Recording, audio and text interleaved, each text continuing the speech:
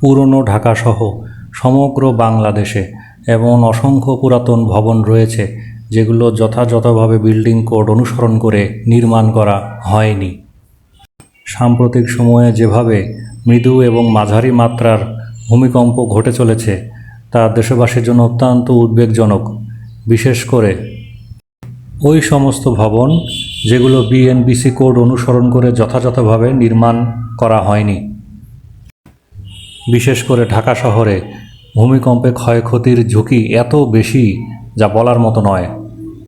গবেষণা এবং সমীক্ষা বলে ঢাকা শহরের প্রায় 21.5 লক্ষ ভবনের মধ্যে 8 লক্ষেরও বেশি ভবন ভূমিকম্পে এত বেশি উচ্চ ঝুঁকিতে রয়েছে যে একটি 7 মাত্রা অথবা তার থেকেও বেশি মাত্রার ভূমিকম্পে ভবনগুলো আংশিক বা সম্পূর্ণরূপে ধসে পড়ে একটি চরম অচলাবস্থার সৃষ্টি করবে।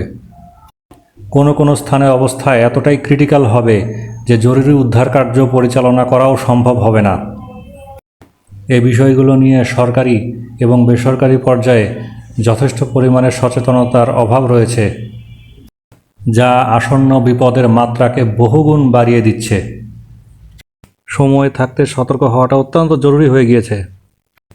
যারা রেসিডেন্সিয়াল বিল্ডিং নির্মাণের কথা ভাবছেন তারা অবশ্যই ভূমিকম্প সহনশীল নকশার বিষয়টি মাথায় রেখেই সামনে এগোবেন।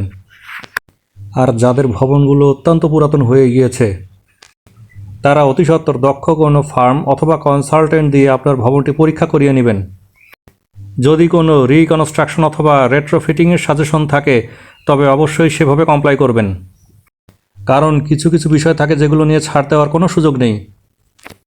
আপনার ভবনটি ঘন বসতিপূর্ণ এলাকায় হলে শুধুমাত্র আপনার ভবনটিই নয়, এর আশেপাশে অবস্থিত অন্যান্য ভবনগুলোও নজরদারির আওতায় আনতে হবে, অর্থাৎ অ্যাসেসমেন্টের আওতায় আনতে হবে।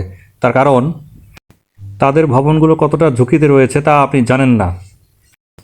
আপনার ভবন ভূমিকম্প সার্ভাইভ করলেও আপনার পাশের ভবনটি তা সার্ভাইভ নাও করতে পারে। ভূমিকম্পে সবথেকে অ্যালার্মিং বিষয় থাকে সেটেলমেন্টের ইস্যু।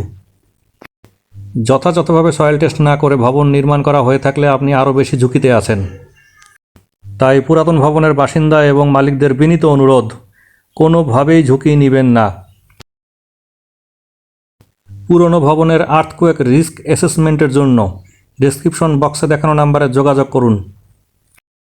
ইনশাআল্লাহ আগামী কোনো পর্বে এ বিষয়ে আরও বিস্তারিত আলোচনা হবে।